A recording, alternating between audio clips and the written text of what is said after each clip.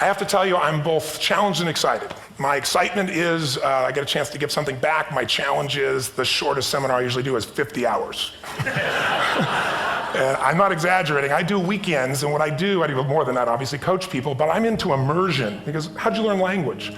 You didn't learn it by just learning principles. You got in it, and you did it so often that it became real. And the bottom line of why I'm here, besides being crazy mofo, is that I'm really in a position, I'm not here to motivate you, obviously. You don't need that. And a lot of times, that's what people think I do, and it's the furthest thing from it. What happens, though, is people say to me, well, I don't need any motivation. And I say, well, that's interesting. That's not what I do. I'm the why guy. I don't know why you do what you do. What is your motive for action? What is it that drives you in your life today, not 10 years ago, or are you running the same pattern? Because I believe that the invisible force of internal drive activated is the most important thing in the world. I'm here because I believe emotion is the force of life. All of us here have great minds. You know, most of us here have great minds, right? I don't know if I'm in the category, but we all know how to think. And with our minds, we can rationalize anything, we can make anything happen. We can, I agree with what was described a few days ago about this idea that people work in their self-interest, but we all know that that's bullshit at times. You don't work in your self-interest all the time. Because when emotion comes into it, the wiring changes in the way it functions. And so it's wonderful for us to think intellectually about how the life of the world is, and especially those who are very smart. We can play this game in our head, but I really want to know what's driving you. And what I'd like to maybe invite you to do by the end of this talk is explore where you are today for two reasons. One, so that you can contribute more. And two, so that hopefully we can not just understand other people more, but maybe appreciate them more and create the kinds of connections that can stop some of the challenges that we face in our society today. They're only going to get magnified by the very technology that's connecting us, because it's making us intersect. And that intersection doesn't always create the view of everybody now understands everybody and everybody appreciates everybody. So I've had an obsession basically for 30 years. And that obsession has been what makes the difference in the quality of people's lives? What makes a difference in their performance? Because that's what I got hired to do. I got to produce the result now. That's what I've done for 30 years. I get the phone call when the athlete is burning down on national television and they were ahead by 5 strokes and now they can't get back on the course. And I got to do something right now to get the result or nothing matters. I get the phone call when the child is going to commit suicide, and I got to do something right now. And in 29 years, I'm very grateful to tell you I've never lost one in 29 years. It doesn't mean I won't someday, but I haven't done it. And the reason is an understanding of these human needs that I want to talk to you about. So when I get those calls about performance, that's one thing, like how do you make a change? But also, I'm looking to see what is it that's shaping that person's ability to contribute, to do something beyond themselves. So maybe the real question is, you know, I look at life and say there's 2 master lessons. One is there's the science of achievement, which almost everyone in this room has mastered to an amazing extent. That's how do you take the invisible and make it visible, right? How do you take what you dream about and make it happen, whether it be your business, your contribution to society, money, whatever it is for you, your body, your family. But the other lesson of life that is rarely mastered is the art of fulfillment. Because science is easy, right? We know the rules, you write the code, you follow and you get the result. Once you know the game, you just, you up the ante, don't you? But when it comes to fulfillment, that's an art. And the reason is it's about appreciation and it's about contribution. You can only feel so much by yourself. So I've had an interesting laboratory to try to answer the question of the real question, which is what's the difference in somebody's life if you look at somebody like those people that you've given everything to, like all the resources they say they need. You gave them not a $100 computer, you gave them the best computer. You gave them love, you gave them joy, you were there to comfort them. And those people very often, and you know some of them I'm sure, end up the rest of their life with all this love, education, money, and background, spending their life going in and out of rehab.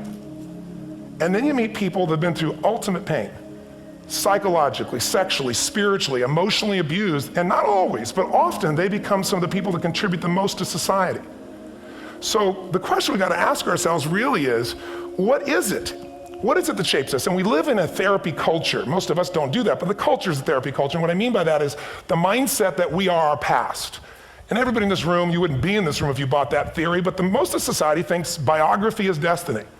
The past equals the future. And of course it does if you live there. But what people in this room know, and what we have to remind ourselves though, because you can know something intellectually, you can know what to do and then not use it, not apply it. So really what we gotta remind ourselves is decision is the ultimate power. That's what it really is. Now, when you ask people, have you failed to achieve something? How many have ever failed to achieve something significant in your life? Say, I. Thanks for the interaction on a high level there. But if you ask people, why didn't you achieve something? Somebody who's working for you, or a partner, or even yourself, and you failed to achieve a goal, what's the reason people say they failed to achieve? What do they tell you?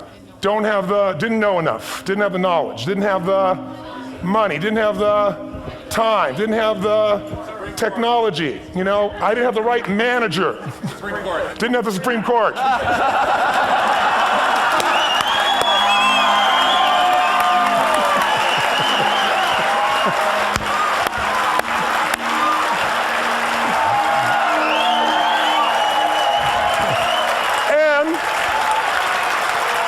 And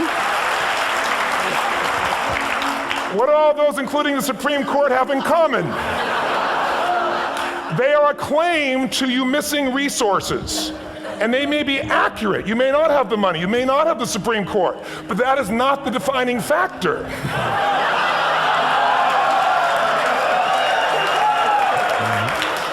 And you correct me if I'm wrong. The defining factor is never resources, it's resourcefulness. And what I mean specifically, rather than just some phrase, is if you have emotion, human emotion, something that I experienced from you day before yesterday at a level that is as profound as I've ever experienced, and if you'd communicated with that emotion, I believe you would have beat his ass and won.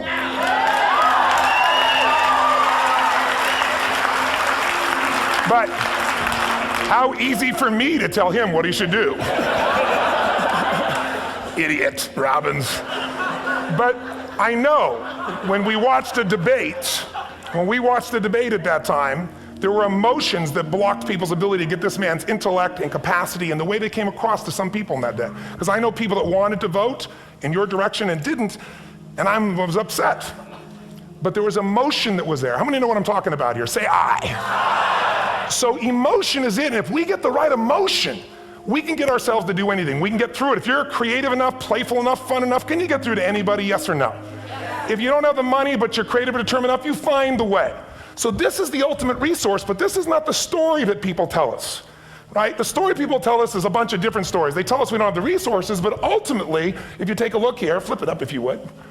They say, what are all the reasons they have in common? We've said that. Next one, please. He's broken my pattern, that son of a bitch. But I appreciated the energy, I'll tell you that. What determines your resources? We've said decisions shape destiny, which is my focus here. If decisions shape destiny, what determines it is 3 decisions. What are you going to focus on? Right now, you have to decide what you're going to focus on. In this second, consciously or unconsciously, the minute you decide to focus on something, you got to give it a meaning. And whatever that meaning is produces emotion. Is this the end or the beginning? Is God punishing me or rewarding me, or is this the roll of the dice? And emotion then creates what we're going to do, or the action.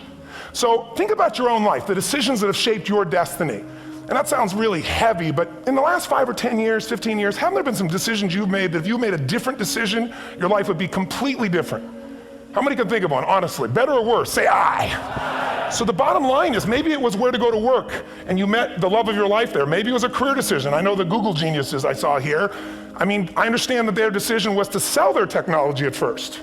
What if they made that decision versus to build their own culture? How would the world be different? How would their lives be different? Their impact. The history of our world is these decisions. When a woman stands up and says, no, I won't go to the back of the bus, she didn't just affect her life. That decision shaped our culture. Or someone standing in front of a tank. Or being in a position like Lance Armstrong and someone says to you, you got testicular cancer. That's pretty tough for any male, especially if you ride a bike. Right?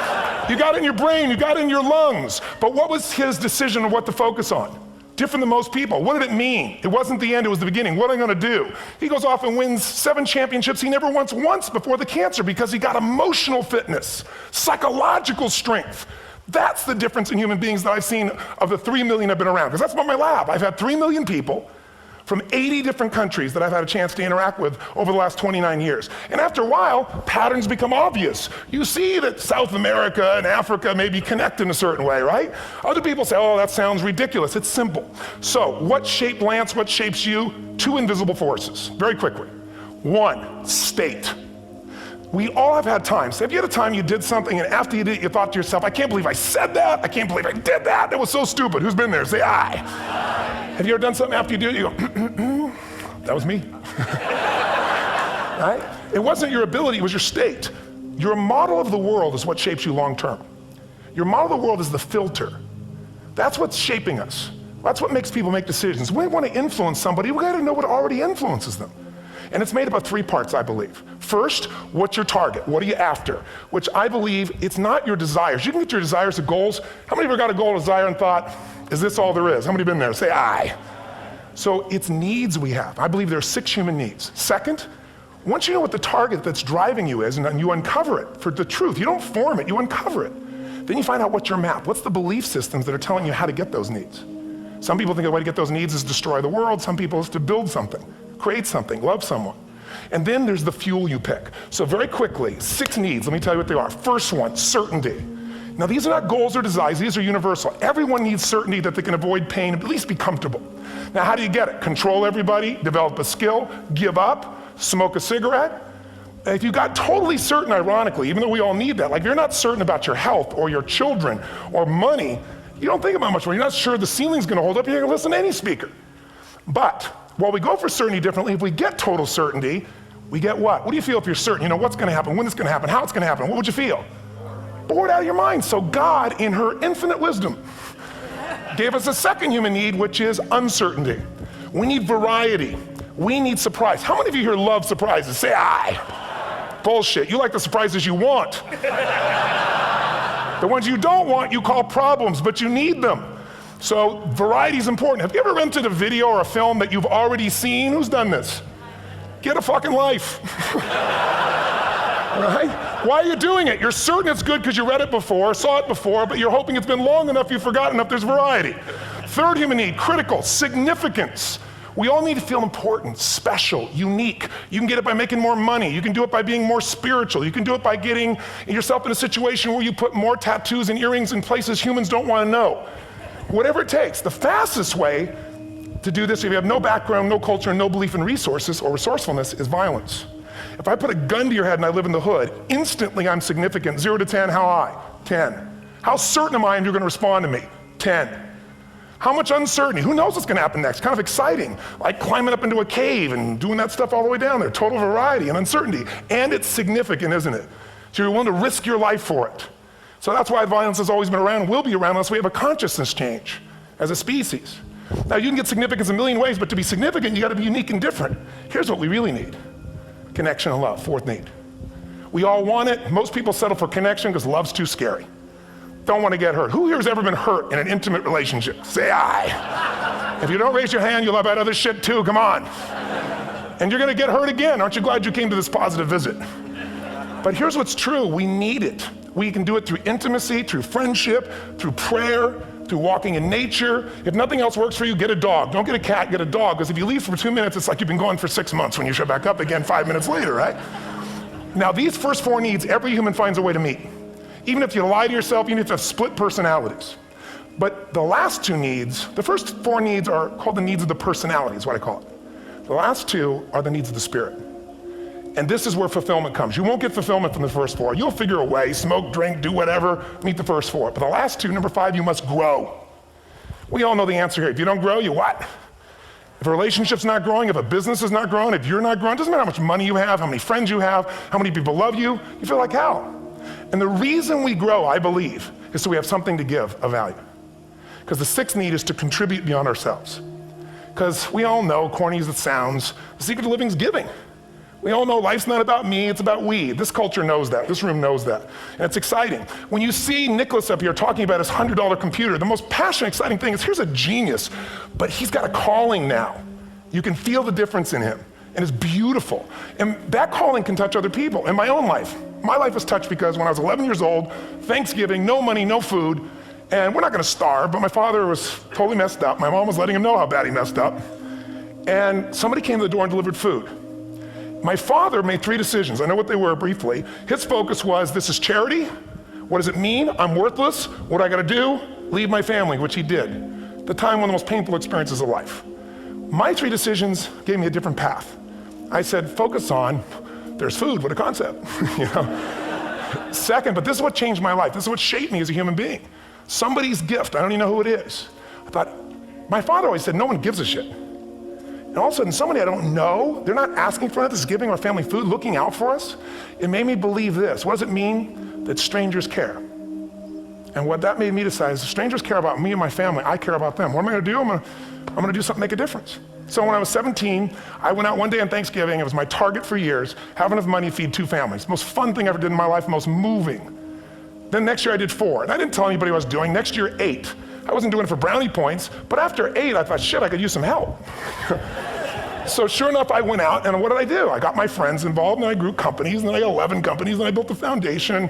Now, 18 years later, I'm proud to tell you, last year we fed 2 million people in 35 countries through our foundation, all during the holidays, Thanksgiving, Christmas, and all the different countries around the world. It's been fantastic. Thank you.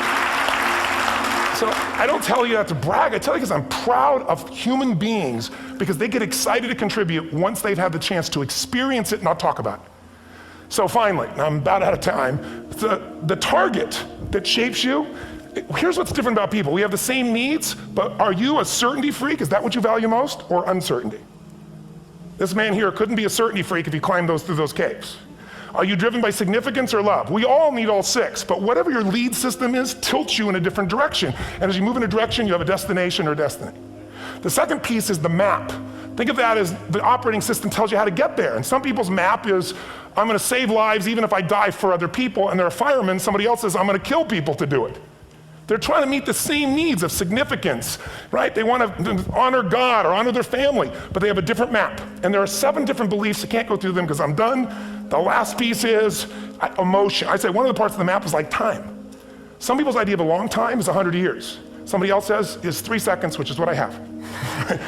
And the last one I've already mentioned that felt you. If you got a target and you got a map, and let's say, I can't use Google because I love maps and they haven't made it good for Macs yet. So if you use MapQuest, how many have made this fatal mistake of using MapQuest at some time? You use this thing and you don't get there. Well, imagine if your beliefs guarantee you can never get to where you want to go. The last thing is emotion. Now here's what I'll tell you about emotion. There are 6,000 emotions that we all have words for in the English language, which is a linguistic representation, right? It changes by language. But if your dominant emotions, if I have more time, I have 20,000 people or 1,000, and I have them write down all the emotions that they experience in an average week. And I give them as long as they need. And on one side they write empowering emotions, the other is disempowering. Guess how many emotions people experience? Less than 12. And half of those make them feel like shit. So they got 5 or 6 good frickin' feelings, right? It's like they feel happy, happy, excited, oh shit, frustrated, overwhelmed, depressed. How many of you know somebody who no matter what happens finds a way to get pissed off? How many know somebody like this? Or no matter what happens, they find a way to be happy or excited. How many know somebody like this? Come on. When 9/11 happened, and I'll finish with this, I was in Hawaii. I was with 2,000 people from 45 countries. We were translating 4 languages simultaneously for a program that I was conducting for a week. The night before was called Emotional Mastery. I got up, had no plan for this, and I said, we had all this fireworks, I do crazy shit, fun stuff. And then at the end I stopped, and I had this plan I was gonna say, but I never do what I'm gonna say. And all of a sudden I said, when do people really start to live? When they face death. And then I went through this whole thing about if you were gonna get off this island, if 9 days from now you were gonna die, who would you call, what would you say, what would you do? One woman, well that night is when 9/11 happened. One woman had come to the seminar, and when she came there, her previous boyfriend had been kidnapped and murdered. Her friend, or her new boyfriend, wanted to marry her, and she said no. He said, if you leave and go to that Hawaii thing, it's over with us. She said, it's over. When I finished that night, she called him and left a message, true story, at the top of the World Trade Center where he worked, saying, honey, I love you. I just want you to know, I want to marry you. It was stupid of me.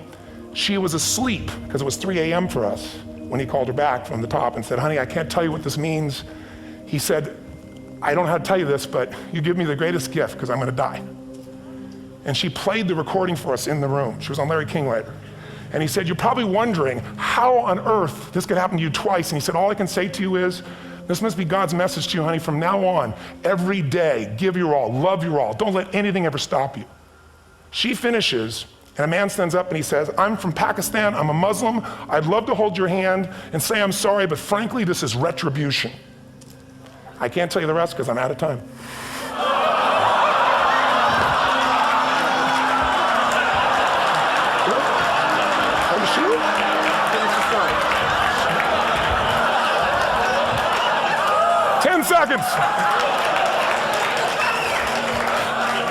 10 seconds. No, I want to be respectful. 10 seconds. All I can tell you is I brought this man on stage with a man from New York who worked in the World Trade Center, because I had about 200 New Yorkers there. More than 50 lost their entire companies, their friends, marking off their Palm Pilots. One financial trader, this woman made of steel, bawling. 30 friends crossing off that all died. And what I did to people said, what are we going to focus on? What does this mean, and what are we going to do? And I took the group and got people to focus on, if you didn't lose somebody today, your focus is going to be how to serve somebody else. There are people, one woman got up and she was so angry and screaming and yelling. She wasn't from New York, she's not an American, she doesn't know anybody here. I said, you always get angry? She said, yes. Guilty people got guilty, sad people got sad. And I took these two men and did what I call an indirect negotiation. Jewish man with family in the occupied territory, some New York who would have died if he was at work that day. And this man who wanted to be a terrorist, and made it very clear. And the integration that happened is on a film, which I'll be happy to send you, so you can really see what actually happened instead of my verbalization of it. But the two of them not only came together and changed their beliefs and models of the world, but they worked together to bring, for almost 4 years now, to various mosques and synagogues, the idea of how to create peace. And he wrote a book, which is called My Jihad, My Way of Peace. So transformation can happen. So my invitation to you is this. Explore your web, the web in here. The needs, the beliefs, the emotions that are controlling you, for two reasons. So there's more of you to give. Achieve too, we all want to do it, but I mean give, because that's what's going to fill you up. And secondly, so you can appreciate, not just understand, that's intellectual, that's mind, but appreciate what's driving other people. It's the only way our world's going to change. God bless you, thank you, I hope this will serve. Jay Robbins.